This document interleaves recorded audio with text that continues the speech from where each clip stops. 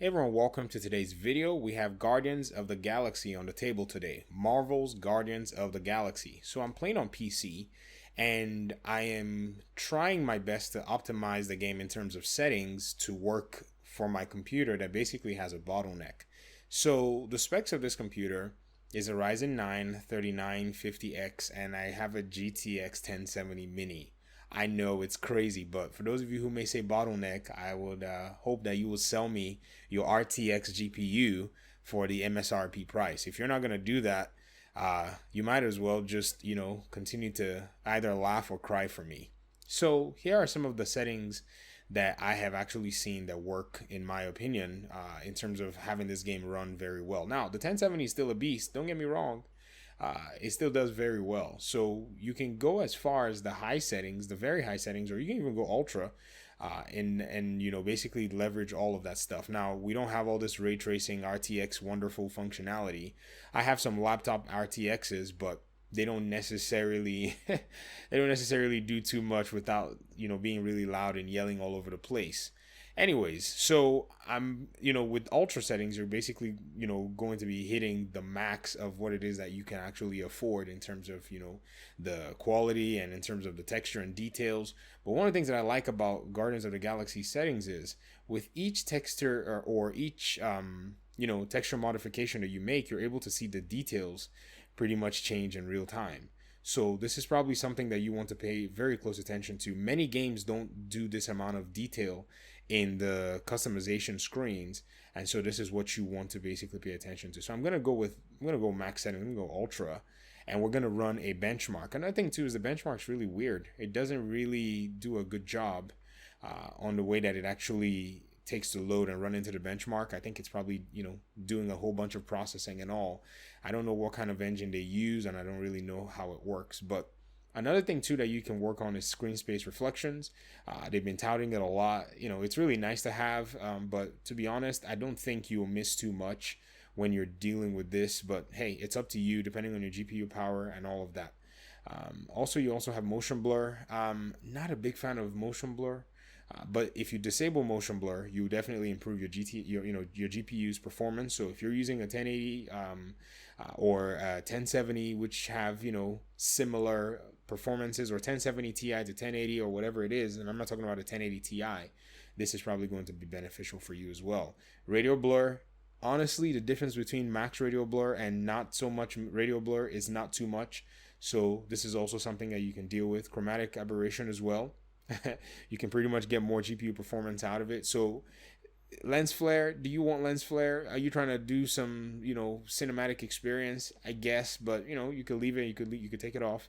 And then you also have the depth of field settings. Basically this is used for the cinematics and all, and you can basically improve your GPU performance by doing this as well. And then you have your light scattering as well, which is something that you can modify as much as you want. So choose low or high. GPU performance is here at stake. What's the difference? Look at it very well. What's the difference? You see, not really a big difference. So pretty much that's what I would say is going to work for our own use for this. So let's run a benchmark and we'll come back to it.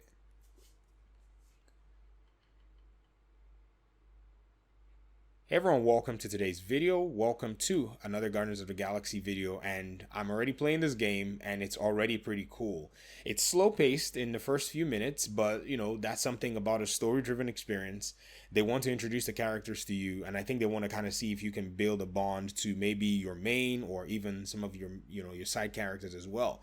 But today we're looking at graphics because I have a bottleneck and I'm trying to figure out, or I'm going to give my recommendations for some of the things that you can do to get the best out of your GPU. So this computer setup is a Ryzen 9 3950 and a GTX 1070. Yeah, talk about bottleneck. But for those of you who may gasp and clutch your pearls, by all means sell me your RTX for MSRP and I'll be really excited to buy it from you. So if you're not going to do that, then let's just go ahead and talk about how terrible things are. So I'm using the ultra settings because I want to kind of gain the very best out of this game in terms of texture and all the above. So I'm going to go ultra, but I'm going to also kind of find ways for us to squeeze out, more performance in terms of the GPU. So your level of detail, your shadow quality, and your texture quality, I would leave those just because, they just improve a little bit more quality. How their technology necessarily works, I'd recommend you that you go to, Digital Foundry to make more of these things. I would say to explain a lot more of these things in depth and understand them. Many of us in the gaming space, even some of the top, YouTubers, don't necessarily know as much as those guys do, and they are very well versed in a lot of these different aspects. But you can pretty much come here and look at your GPU performance settings and go with kind of your preference. And as much as you want to squeeze out of it in terms of performance, you can disable a lot of these other options here. So screen space reflections, and one of the beautiful things about Guardians of the Galaxy is it has a lot of the descriptions in terms of what you're seeing, and how it affects the environment and the world and all of the above. So screen space reflections, when you turn it off, there are some reflections and some lighting effects that you can kind of say, do I want to go with this or do I not want to go with this? And that's a choice. But at the end of the day, if you have no screen space reflections, it would improve your GPU performance. So with somebody that's using, a small GTX 1070, which this is a mini actually, it's not even one of those GTX 1070s that you can overclock. I traded one of them that I can overclock for, something else that I felt was more important. So whatever. I have a 1080 Ti. I'm going to do another one on that as well. So bear with me with this bottleneck, lifestyle. Motion blur. I remove it because it would improve my GPU's performance. Radial blur. The difference between the radial blur settings in terms of whether you want it or whether you want to, just turn it off and use the game's base radial blur effect, which is pretty much set up for only scenarios where you need some radial blur to actually, make some kind of an effect that you're flying or moving fast. That's going to be very, subjective. If you have more GPU space on there, maybe if you're using your 1080 Ti, sure, that's probably something that works for you. Chromatic aberration, what's the difference between chromatic aberration and not chromatic aberration? I mean, look at that. Slightly, negligible. So you can enable or disable it, but we're trying to squeeze performance and hit that ultra. So I'll just turn it off. Lens flare. I mean, if you want a cinematic experience, leave it. Right now, they're not saying that it affects the GPU performance, but it might be a CPU, thing or something that both CPU and GPU will handle. So you can leave it on, just to enjoy that. And then your depth of field. So pretty much your depth of field is probably used in cinematics and all that, basically to help you to help the cinematic tell the story. This is like when, big AAA companies do cinematics in their games. They tell very, very different stories as to how they work. That's my alarm. Anyways, depth of field, pretty much if you set it on low, it will pretty much improve your GPU quality. So if you think about the difference here in this cutscene, right? Or this screenshot of this cutscene, if you turn it on, it focuses on the NPC the two NPCs you're facing. And if you notice, the background is kind of blurred away. The only characters that aren't blurred are the other NPCs as well, just to kind of emphasize that, okay, there's this coalition of bad guys that are coming to you. That's what they're trying to tell in the story. Now, can you get the story without that blur? You can. So the depth of field is gone. So these are the settings so far. Let's run a benchmark to see how this runs. Benchmarks are really weird with this game. They take a little bit long to initialize. So I'll basically clip the video here and we'll return to see how this is running and all the above. All right, I'm back. I was just basically messing around and doing some other tasks, and the benchmark started to run. And so far, what I'm seeing from the benchmark compared to when I was running basically high settings or low settings or other settings is I already see an improvement.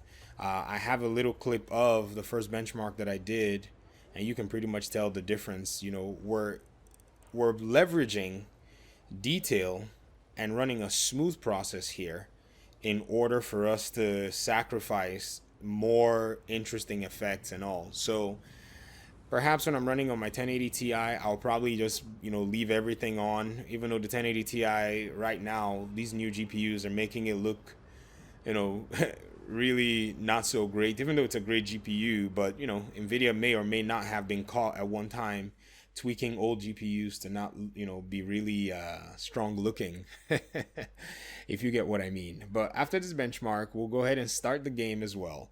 and then we'll kind of see what gameplay looks like. Just explore the environment, just look around. I'm not trying to spoil or give away anything.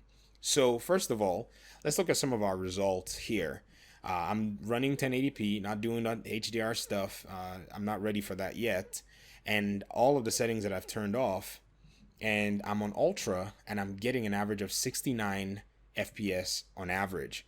That is really good, and I'm only using this much VRAM out of everything. Now, this is going to help mitigate, but if you look at my max at 90, my minimum at 19, which is insane, whatever this dip is, I don't want it, but it's going to happen, but this works for me.